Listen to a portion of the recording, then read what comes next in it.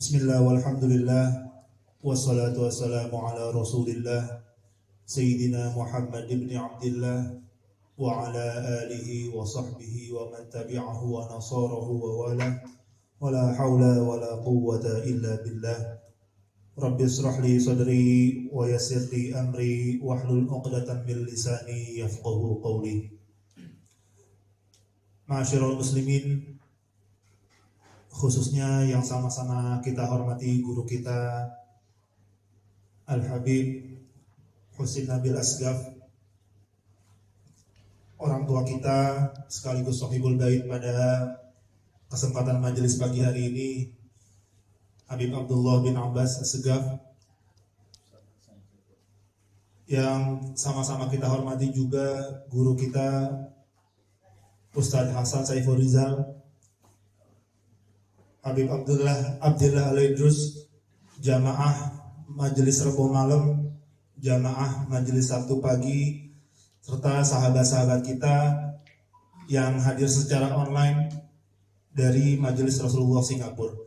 Puji syukur marilah senantiasa kita panjatkan kehadirat Allah Subhanahu wa taala yang tidak henti-hentinya memberikan kita berbagai macam nikmat, sehingga pada pagi hari ini kita dapat berkumpul dalam kondisi sehat walafiat di kediaman Habib Abdullah di Jakarta, sekaligus sahabat-sahabat kita juga yang hadir secara online berkumpul dari Majelis Rasulullah Singapura.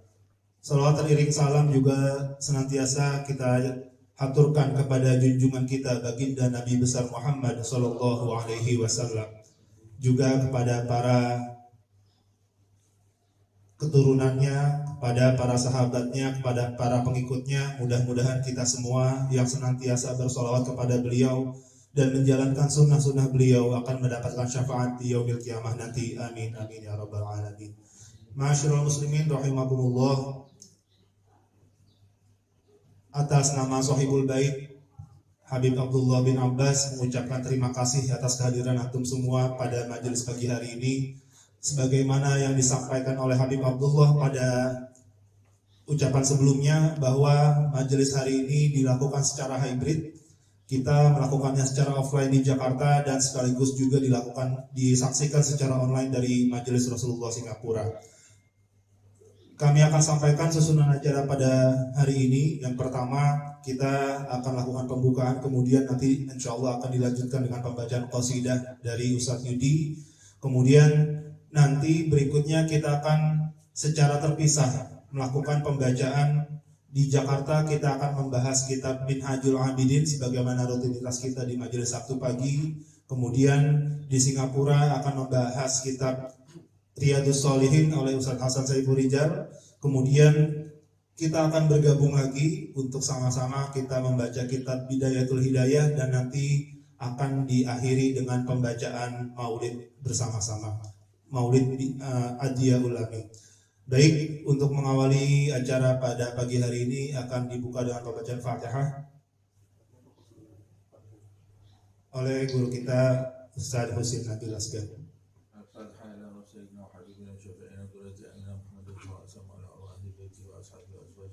وإلى أرواح أئمة الإسلام والمسلمين خصوصا إلى أرواح محمد بن الغزالي ثم إلى أرواح ذرية رسول الله صلى الله عليه وسلم أجمعين خصوصا سيدنا المهاجر رضا أحمد بن عيسى وسيدنا عبيد الله بن أحمد بن عيسى وسيدنا الفقيه المقدم محمد بن علي بن علوية وسيدنا المثاني الحبيب عبد الرحمن بن سكاف ثم عبد الله بن بكر الإدريس وإلى روح الحبيب أبو بكر بن عبد الله الإدريس وإلى روح الحبيب عبد الله بن شيخ الإدريس مال الشيخ أبو بكر بن سالم وأخيه أكيد ثم إلى عمر بن عبد الرحمن وطر الشيخ علي بن عبد الله باراس ثم إلى الحبيب عبد الله بن علوي بن محمد الحداد وإلى علي بن محمد الحبشي وإلى الحبيب علي بن جعفر الإدريس وإلى الحبيب عبد القادر بن أحمد السقاف وإلى أولياء الله من مشارق الأرض إلى مغاربها وأصولهم وفروعهم والمنتسبين إليهم أجمعين أن الله يتغشاهم بالرحمة والمغفرة أن الله يعلي درجاتهم في الجنة ويكثر مثوباتهم وضاعف حسناتهم واحفظنا بجاههم وانفعنا بهم يعيد علينا من بركاتهم وأسرارهم وأنوارهم وعلومهم ونفحاتهم في الدين والدنيا والآخرة وأن الله يرزقنا علما نافعا وقلبا خاشعا وعملا متقبلا أن الله يحفظنا يحفظ أولادنا يحفظ أصحابنا يحفظ جميع أمة سيدنا محمد صلى الله عليه وسلم من جميع الفتن ومن جميع الأمراض ومن جميع الذنوب ومن جميع البلاء والوباء والمصيبة ظاهرها وباطنها كبيرها وصغيرها أن الله يفتح علينا فتوح العارفين فتوح المطلق فتوح المبين ويطول أعمارنا في صحة وعافية يختم لنا بالحسنى وهو راض عنا مع اللطف والعافية وإلى حضرة النبي محمد صلى الله عليه وسلم سر الفاتحة.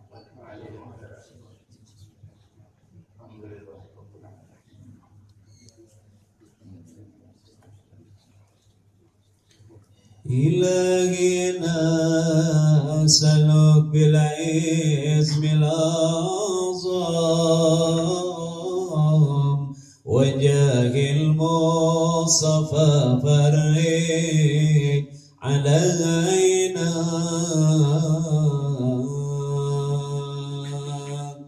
إلهنا أسألك بالعزم الأعظم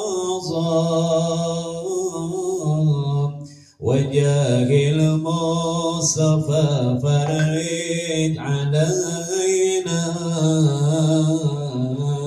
ببسم الله مولانا اهتدينا ونحمده على نعمه فينا توسلنا به في كل أمر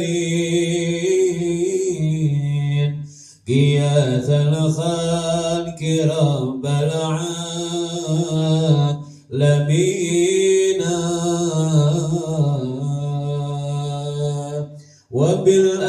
وبالأسماء ما وردت بنصين وما في الغيب مخزونا مسونا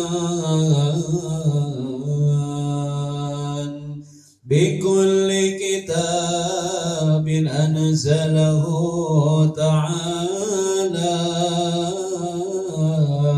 وقرآن شفاء للمؤمنين بكل طوائف الأملاك ندعو بما في غيب ربي أجمعين وبالحدي توسلنا ولودنا وكل الأنبياء والمرسلين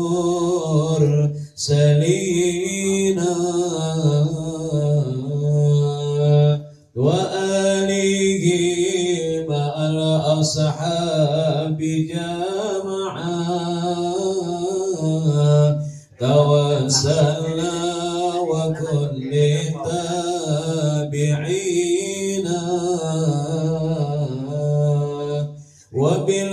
وبالعلماء بأمر الله طرا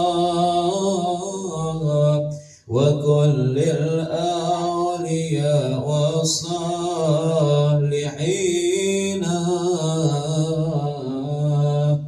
أخص به الإمام القطب حقا وجيح الدين تاج العارفين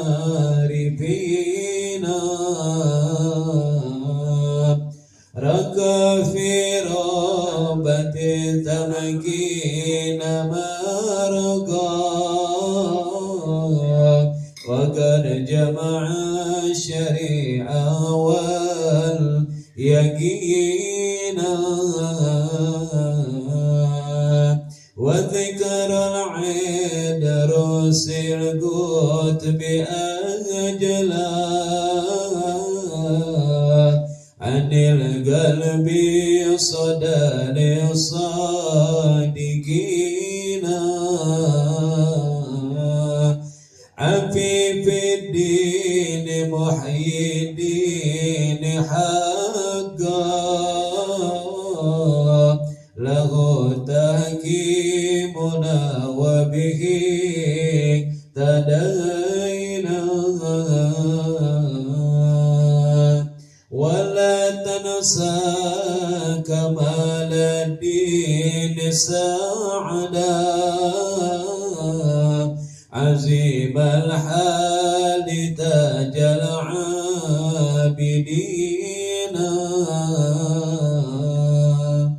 بهما ندعو إلى المولى تعالى بغفران يعم الحاضرين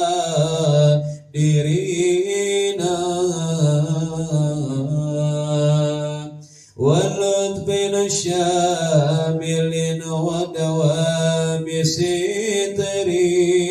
سترين وغفران لكل المذنبين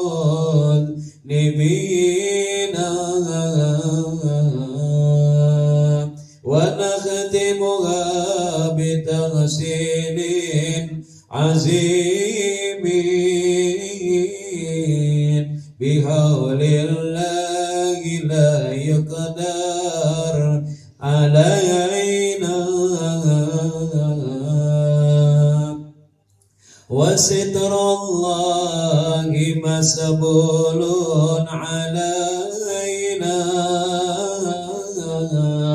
وعين الله ناظرة إلينا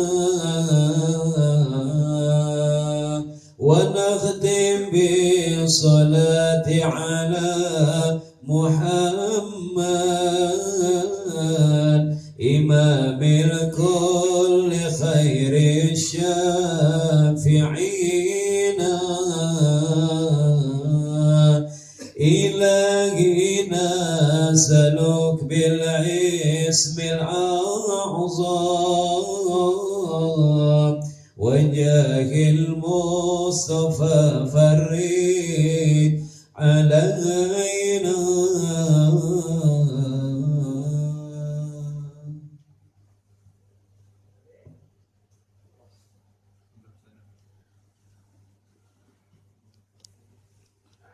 Bismillahirrahmanirrahim.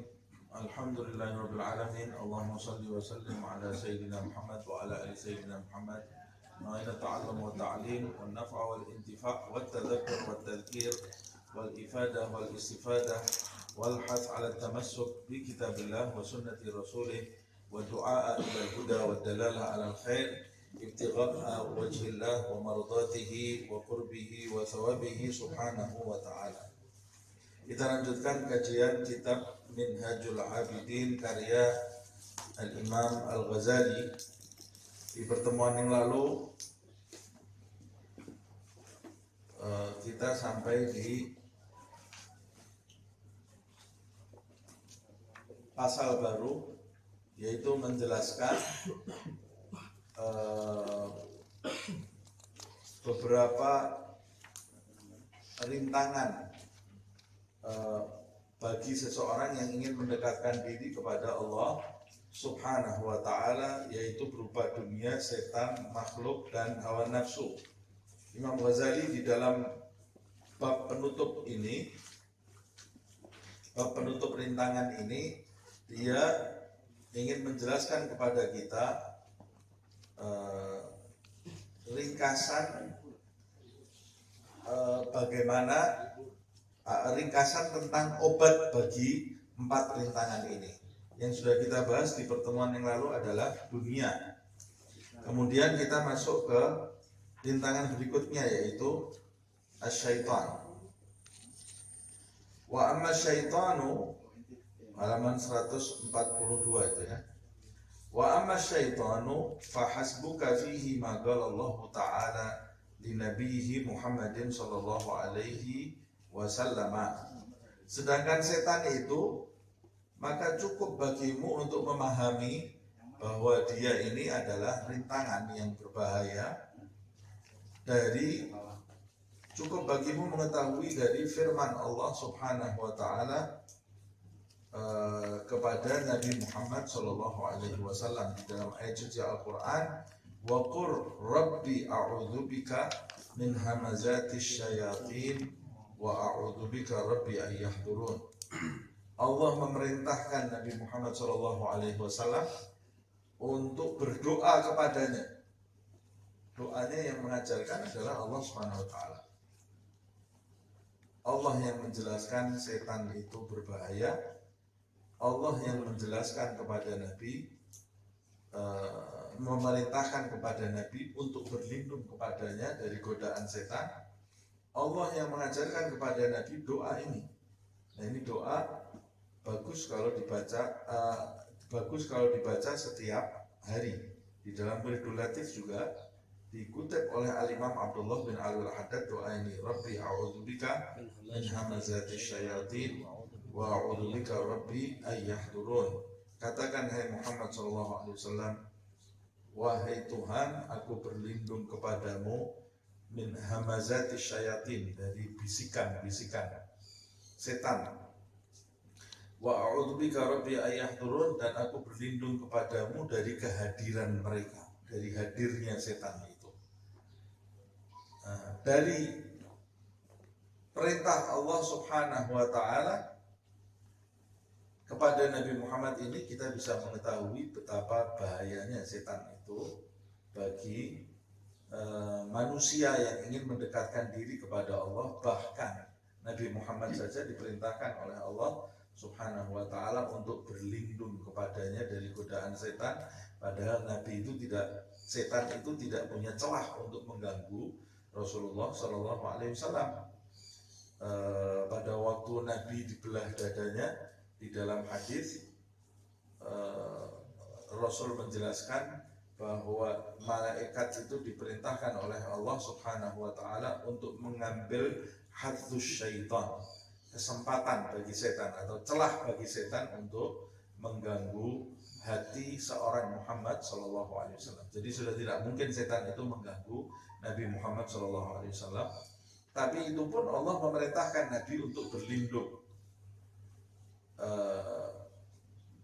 Nah, kalau Nabi Muhammad saja diperintahkan untuk berlindung, bagaimana dengan kita Nabi Muhammad? Bagaimana dengan kita manusia biasa? Bagaimana dengan kita manusia biasa? Nah, kita ini yang sudah dipastikan harus jauh dari setan dan memohon perlindungan kepada Allah dari godaan setan. Fahadha khairul alamin wa a'lamuhum wa a'galuhum wa afdaluhum indallahi ta'ala. Lihat, ini seperti yang saya sebutkan.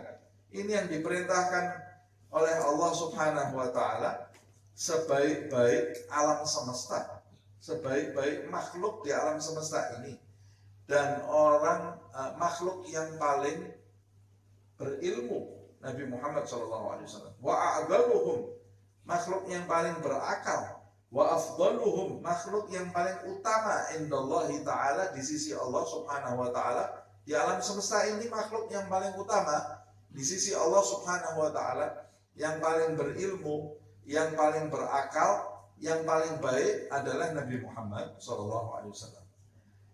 Makhluk yang paling sempurna di sisi Allah ini yahtaj ma'adzalika ila ayyasta'idha billahi min syarris syaitan.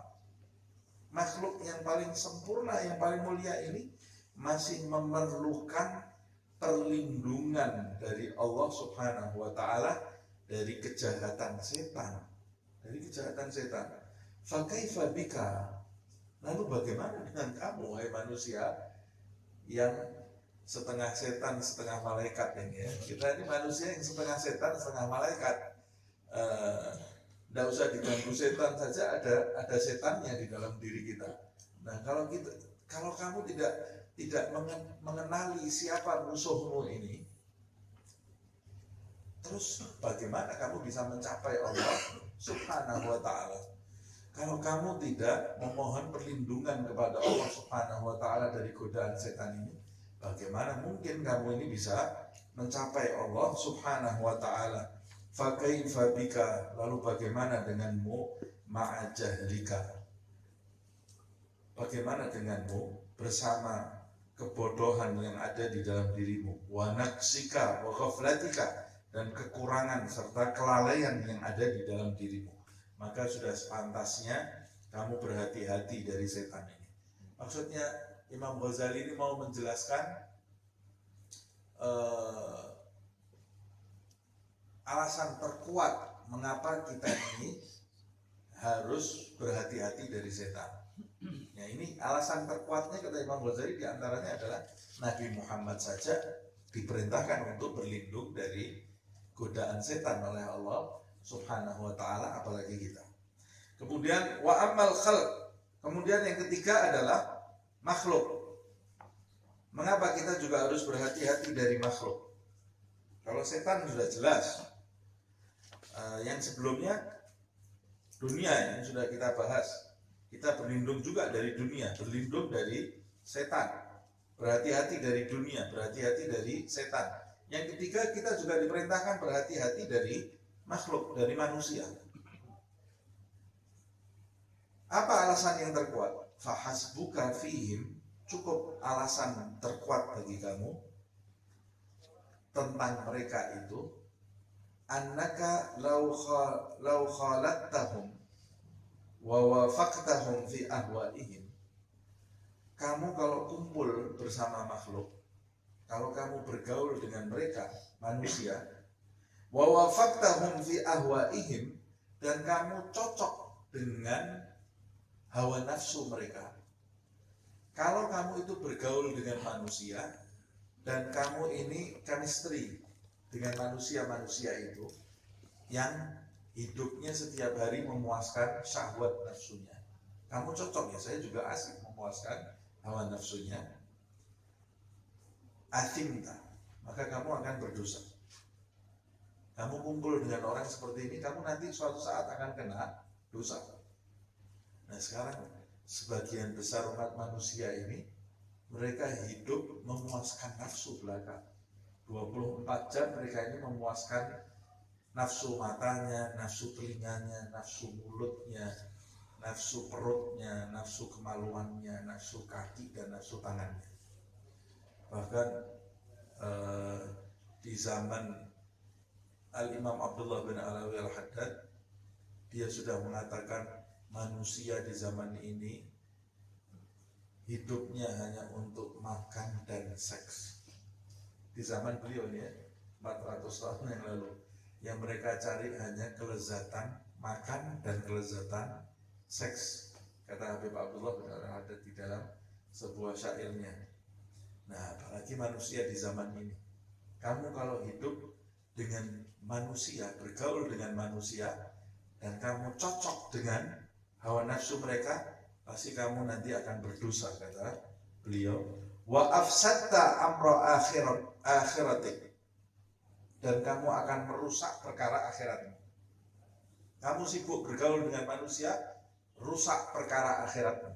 Padahal kamu tinggal di dunia ini hanya punya waktu sebentar untuk membekali dirimu menyongsong negeri akhirat. Kalau kamu habiskan waktu bergaul dengan manusia, habis waktu akhirat kamu nanti rusak. Kamu tidak punya kesempatan lagi untuk ibadah, membawa bekal menyongsong akhirat. Itu kalau kamu sesuai dengan manusia. Kalau kamu sekarang mengatakan wa in khalaftahum, kalau kamu berbeda dengan manusia tadi, nah, saya kumpul dengan manusia tapi saya tidak sesuai dengan tabiat mereka. Manusia zaman sekarang ini memuaskan hawa nafsunya, saya tidak seperti itu. Saya orang yang lurus, saya orang yang tulus, saya orang yang suka dengan ibadah, saya suka dengan zikir. Manusia hidup dengan syahwatnya, saya bergaul dengan manusia tapi saya ini orang zikir, kata beliau. Kalau kamu termasuk orang yang berselisih dari kebiasaan manusia, sebagian besar manusia di zaman ini yang suka memuaskan hawa nafsu, dan kamu tetap bergaul dengan mereka walaupun kamu tidak cocok, ta'ibta bi'adhiyatihim wa jafawatihim, maka kalau kamu tetap memaksa, kamu akan kesulitan nanti, kata Imam Ghazali. Kumpul dengan orang yang memuaskan syahwat, sementara kamu ini arahnya lain dengan arah mereka. Kamu paksakan diri kumpul bersama orang seperti ini, sebagian besar manusia, maka kamu akan kesulitan, kesusahan terhadap gangguan mereka, wajah fawatihim, dan permusuhan mereka. Mereka akan memusuhi kamu, akan menjauhi kamu, akan mengganggu kamu. Kamu ini nanti di mata mereka jadi orang antik, kamu ya, jadi orang aneh, kamu. Jadi orang planet lain. Kamu ini seperti orang planet lain, ya. Karena kumpul dengan sekelompok manusia yang tidak sesuai arahnya dengan kamu. Wa qaddarta 'alaika amra dunyaka, dan karena mereka mengganggu kamu, memusuhi kamu, dan kamu tetap kumpul dengan mereka, maka mereka ini akan mengotori perkara duniamu. Jadi kamu jadi sumpek nanti. Jadi kamu akan banyak musuhnya, akan punya musuh. Kamu jadi sumpek mendengarkan cacian mereka kepada kamu, gangguan mereka kepada dirimu. Nah, thumma la ta'man ayyalja'uka ila ma'adatihim wa manawatihim wa manawatihim fatad'u fi syarrihim. Laja'a itu mengharap, ya. Yalja'u. Lalu kamu tidak akan aman dari datangnya mereka, dari keinginan-keinginan mereka agar kamu itu mengikuti kebiasaan mereka dan harapan-harapan mereka. Manawatihim, gitu ya. Kalau kamu kumpul terus dengan mereka, walaupun kamu berbeda, kamu ini tidak akan aman dari datangnya mereka kepada kamu untuk menarik kamu mengikuti kebiasaan mereka. Karena pergaulan itu tarik-menarik yang satu dengan yang lain. Kalau kamu kumpul terus dengan orang-orang yang mengikuti syahwat kamu, orang-orang ini secara langsung atau tidak langsung mengharapkan kamu ini tidak lain dari mereka. Karena kalau kamu lain, kamu ini mengganggu kenikmatan mereka. Jadi mereka ini akan terus menginginkan kamu ini tertarik kepada kebiasaan mereka yang memuaskan nafsu belaka dan apa yang mereka inginkan. Nah, kalau kamu tertarik, kamu bisa jatuh pada lembah keburukan mereka. Wali annahum, alasan yang lainnya, dan juga karena mereka in madahuka wa azzamuka akhafu 'alaika al-fitnah wal 'ujubah. Kalaupun mereka itu memujimu dan mengelukan kamu, mengagungkan kamu, aku, kata Imam Ghazali, takut kamu ini nanti terkena fitnah dan terkena ujub. Jadi rahmatnya Imam Ghazali kepada kita ini, dia dalam kitab ini memandang kita sebagai muridnya, sebagai anaknya, ya. Dia mengatakan akhafu 'alaikal fitnah wal 'ujubah. Kalau kamu hidup di tengah-tengah mereka dengan kelurusan kamu, ibadah kamu, lalu mereka memujimu, mengagungkan kamu, kamu dipandang orang hebat, aku takut juga nanti kamu bisa terkena godaan pujian tersebut dan kamu akan bangga terhadap dirimu sendiri. Wa in dhammuka wa haggaruka, tapi kalau mereka itu mencacimu dan meremehkanmu dalam pergaulan, akhafu 'alaika al-huzna ta'atan wal ghadaba li ghairillahi ta'ala ukhra. Kata Imam Ghazali, kalau mereka mencacimu, meremehkan kamu, aku juga takut nanti kamu ini kadang-kadang akan sedih karena cacian mereka, tapi kadang-kadang kamu juga akan marah, dan marahmu bukan karena Allah subhanahu wa ta'ala marah karena cacian makhluk, bukan karena Allah subhanahu wa ta'ala. Wakilal amraini afatun muhlikatun, dan salah satu di antara keduanya, sedih karena cacian, marah karena cacian makhluk, itu dua-duanya adalah penyakit yang membinasakan. Penyakit yang membinasakan. Ya Allah, jadi tidak ada bagusnya semua ini ya, kumpul bersama makhluk ini ya. Tidak ada bagusnya semua kumpul bersama makhluk. Jadi Imam Ghazali mau menjelaskan, kamu kalau kumpul bersama makhluk itu jangan memiliki keinginan besar, keasikan. Saya hari ini mau berkumpul bersama makhluk. Kata Imam Ghazali, sebagian besar makhluk ini merusak nanti, menarik kamu. Jadi kamu kalau kumpul dengan makhluk, ya kumpulnya seperlunya. Kecuali makhluk yang kita tidak mungkin tinggalkan. Yang ada di rumah kita sendiri tidak mungkin kita tinggalkan. Kemudian kita melarikan diri dari rumah, kita tinggalkan tanggung jawab, tidak mungkin. Jadi maksudnya Imam Ghazali, kalaupun kamu harus berkumpul dengan makhluk, ya kamu berkumpul dengan makhluk tadi dengan hati-hati, waspada. Sebab sebagian besar makhluk itu bisa menarik kamu menuju kepada lembah kebinasaan, bisa menjadikan tujuan kamu yang tadinya mendekat kepada Allah berbelok dari tujuan tersebut, mengarah kepada hal-hal yang tidak baik. Tsummadkur halaka ma'ahum ba'da sirta ilal qabri. Lalu untuk menguatkan nasihatku ini, kata Imam Ghazali, untuk menguatkan nasihatku kepada kalian, wahai pembaca bukuku, mengapa aku perintahkan kalian untuk berhati-hati terhadap makhluk dan tidak gemar bergaul dengan mereka? Dengarkan, kata Imam Ghazali, ingatlah, uzkur, ingat-ingat, halaka, ingat kondisi kamu, ma'ahum, terhadap makhluk ini. Ingat kondisi kamu dengan makhluk ini, hubungan kamu dengan makhluk ini. Ingat-ingatnya kapan? Ba'da masirta ilal gabri bisalasati ayyam. Nanti setelah kamu masuk ke dalam kubur, 3 hari kamu mati. Ingat-ingat, kira-kira kondisinya makhluk yang dulu kamu suka bergaul dengan mereka itu, waktu nanti kamu mati, masuk ke dalam kubur, sudah 3 hari di kubur, itu bagaimana kondisi makhluk terhadap kamu? Yang tadinya ngajak ketawa bareng-bareng kita ketawa, ngajak pergi bareng, shopping sana, shopping sini, ngajak makan bareng ke sana kemari. Makhluk yang tadinya kamu sehari-hari nongkrong bareng, duduk bareng dia, gosip sana, gosip sini, rokokan di sana, rokokan di sini, yang tidak ada faedahnya sama sekali pergaulannya itu, nanti ingat. Kamu ingat sekarang saja, kata Imam Ghazali.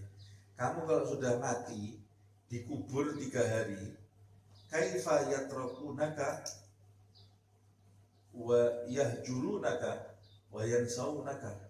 Bagaimana nanti makhluk yang kamu setiap hari itu barengan kemana-mana itu, termasuk istri kamu sendiri, anak-anak kamu sendiri, saudara kandung kamu sendiri, kamu sudah dikubur 3 hari. Ingat bagaimana mereka nanti yatrakunaka, mereka akan meninggalkan kamu. Tidak ada yang mau menemani kamu di dalam kubur. Siapa? Bohong kalau ada orang, saya cinta sehidup semati. Tidak ada cinta hidup semati. Cintanya waktu hidup, waktu mati. Kalau semati, ayo mati bareng. Tidak bisa, tidak ada orang mau mati bareng. Mati bersama-sama, tidak ada. Ayo masuk kubur, saya mati sekarang. Kamu katanya cinta. Ayo masuk kubur bareng. Tidak ada orang mau mati bareng-bareng. Mati sendiri kamu. Sudah 3 hari, mereka meninggalkan kamu. Tidak ada yang mau bangun tenda di sebelah kubur kamu, menangisi kamu 3 hari 3 malam. Tidak ada. Jangan 3 hari 3 malam, 1 hari 1 malam aja tidak ada.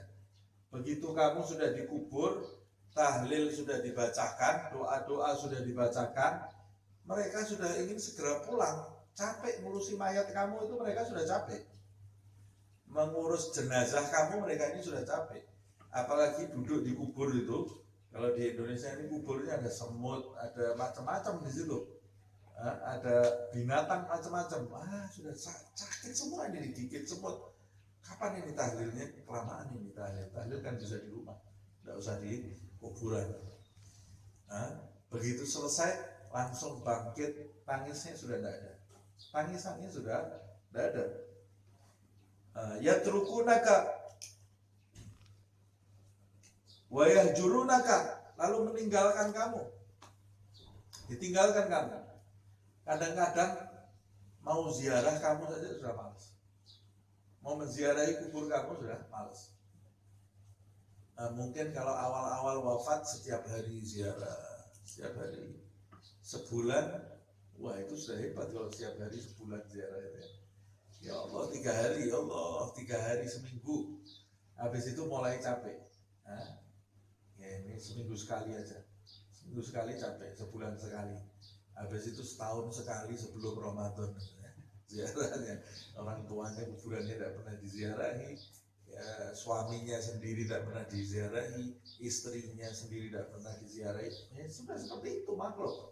Tidak ada yang mau datang ke kuburan terus. Takut mati makhluk ini ya.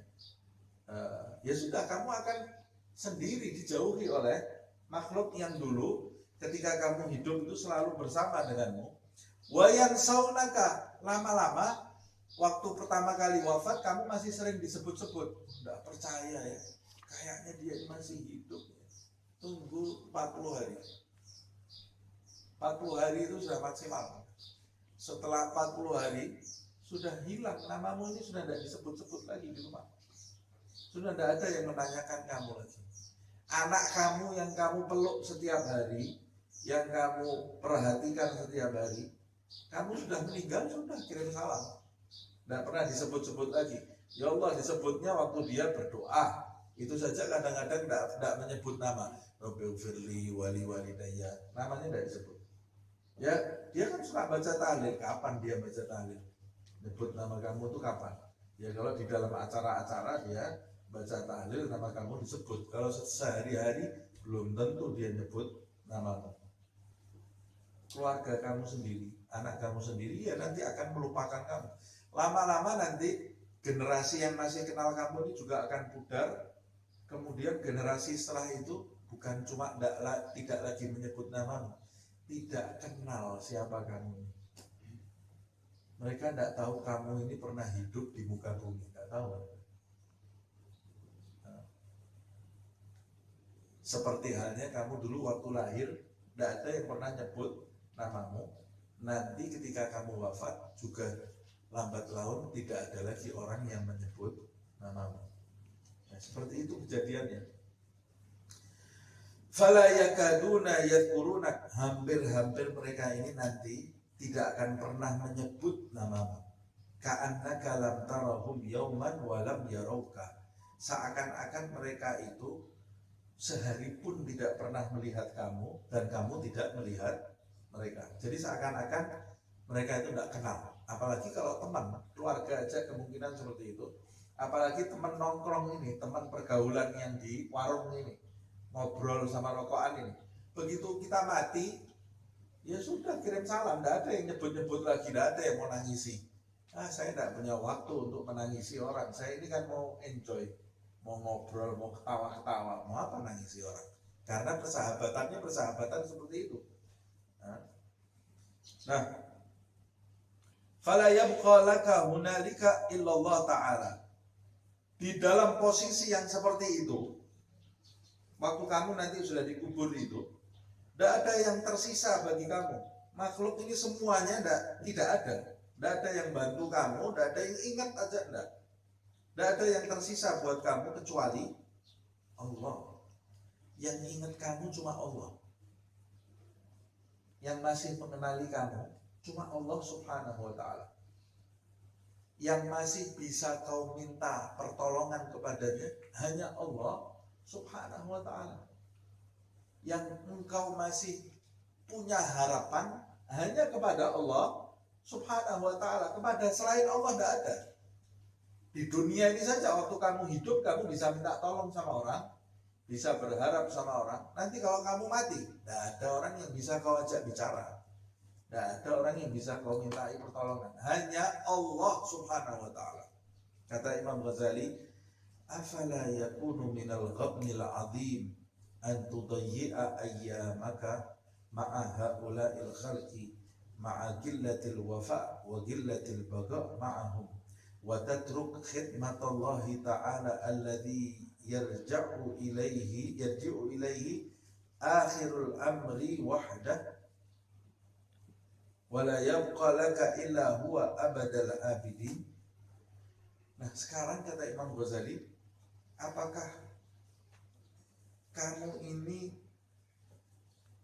tidak tertipu, kata Imam Ghazali, apakah kamu ini tidak mengalami tipuan yang sangat besar, tidak mendapat tipuan yang sangat besar jika kamu semasa hidup ini, hari-harimu kau lenyapkan kesempatan itu dengan pergaulanmu bersama makhluk-makhluk itu yang sedikit sekali loyalitasnya, wafa, tidak punya loyalitas kepadamu.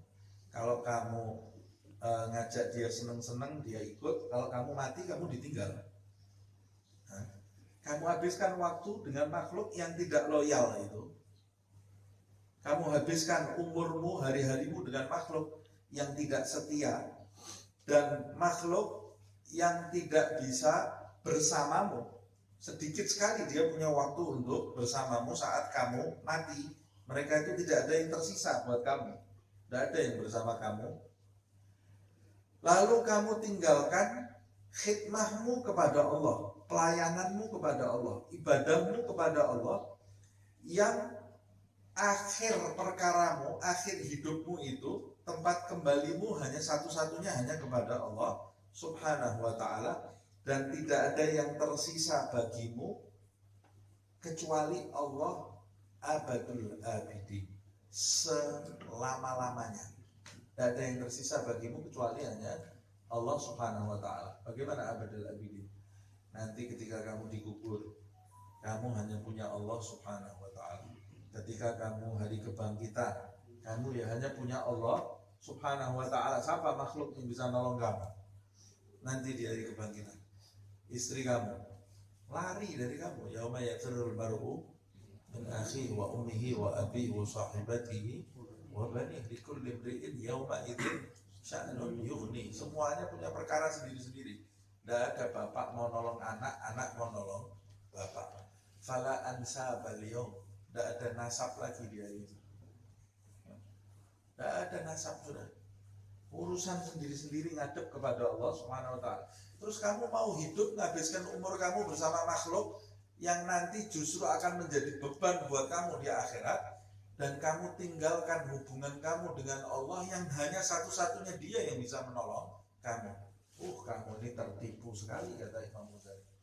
Tertipu hidupmu, kata Imam Ghazali. Wal hajat kulluha ilaihi wat tuklan kulluhu alaihi. Hajat kamu semuanya, kamu hanya punya hajat kepadanya, Allah subhanahu wa ta'ala. Makhluk tidak ada yang bisa memberikan apa yang kau perlukan. Wat tuklan kulluhu alaihi. At-tuklan wakil, apa itu? Yang bisa menyelesaikan masalahmu hanya dia, Allah subhanahu wa ta'ala. Kamu hanya bisa pasrah kepada Allah subhanahu wa ta'ala. Yang lain tidak bisa kamu sandari. Sandaran kamu nanti ketika mulai kamu mati sampai hari kebangkitan itu, satu-satunya hanya Allah. Waktu hidup kamu masih merasa bisa bersandar kepada orang lain. Begitu kamu mati, tidak ada makhluk yang bisa jadi sandaran kamu. Padahal memang hakikatnya sandaran itu hanya Allah subhanahu wa ta'ala. Terus kamu mau menghabiskan waktumu kepada makhluk yang tidak bisa jadi sandaran kamu, meninggalkan waktu antara kamu dengan satu-satunya zat yang bisa menjadi sandaran kamu. Wal i'tisam kulluhu fi kulli hal wa inda kulli syiddah wa haul bihi wahdahu la syarikalah. Dan pegangan yang kuat dalam segala kondisi, dalam kondisi yang parah yang buruk, dalam bencana yang besar, pegangan yang kuat itu hanya Allah Subhanahu wa Ta'ala, tidak ada selain Allah Subhanahu wa Ta'ala. Nah, bagaimana kamu tinggalkan Allah di dalam hidupmu, wahai manusia? Bagaimana sholatmu itu seenaknya saja?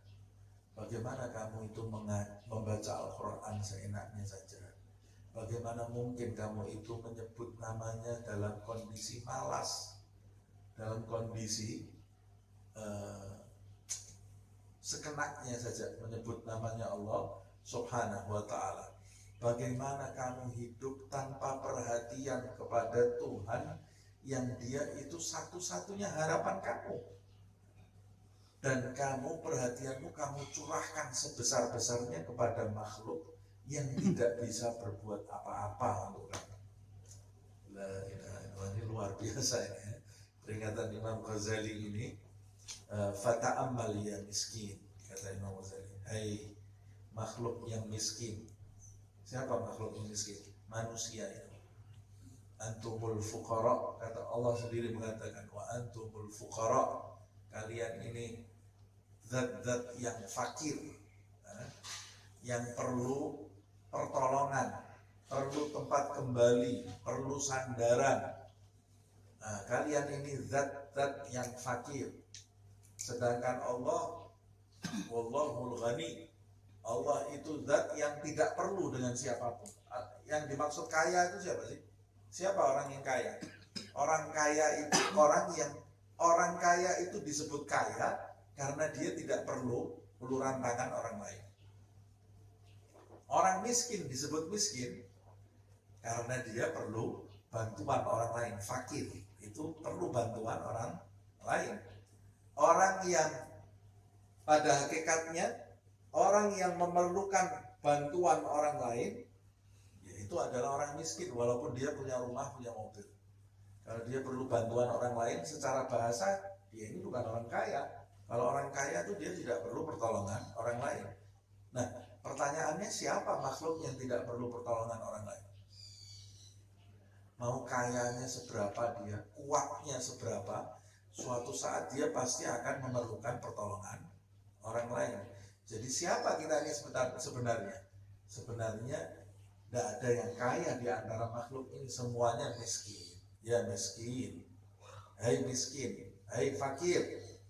Ya miskin, kata Imam Ghazali. Jangan tersinggung kalau dipanggil miskin. Memang betul kita miskin.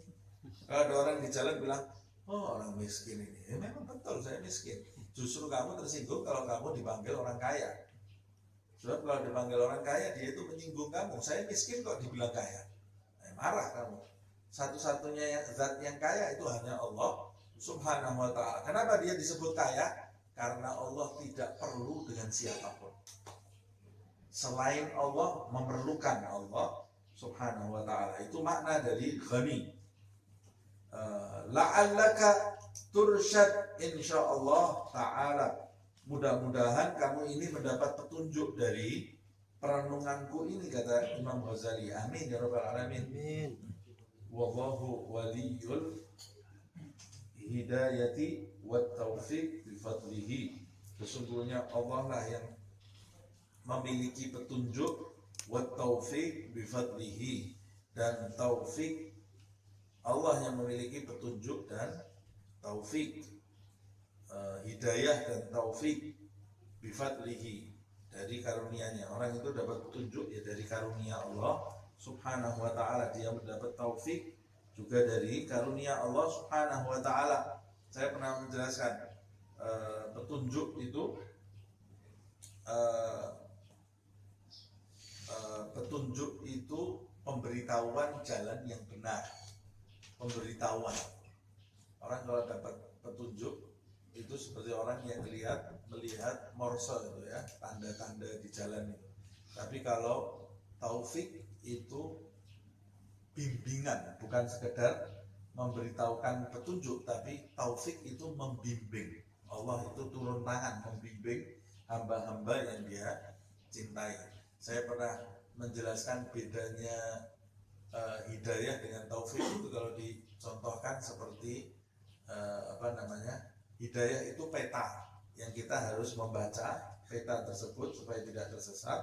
Tapi kalau taufik itu GPS yang memandu kita, belok kanan 4 meter, belok kiri, depan putar balik. Nah itu taufik, itu seperti itu. Jadi kita sudah tidak lihat peta lagi, tapi kita diberitahu jalan yang benar oleh Allah Subhanahu wa Ta'ala. Itu namanya taufik. Nah, petunjuk dan taufik itu hanya milik Allah Subhanahu wa Ta'ala, dan dari karunia Allah Subhanahu wa Ta'ala manusia diperintahkan berusaha, bermujahadah untuk mencari petunjuk tadi. Nanti Allah Subhanahu wa Ta'ala yang akan memberikan petunjuk itu. Saya kira sampai di sini ya. Saya kira sampai di sini. Insya Allah di pertemuan yang akan datang kita lanjutkan wa amman nafsu, tentang nafsu. Wallahu a'lam bishawab. Jazakumullah khair.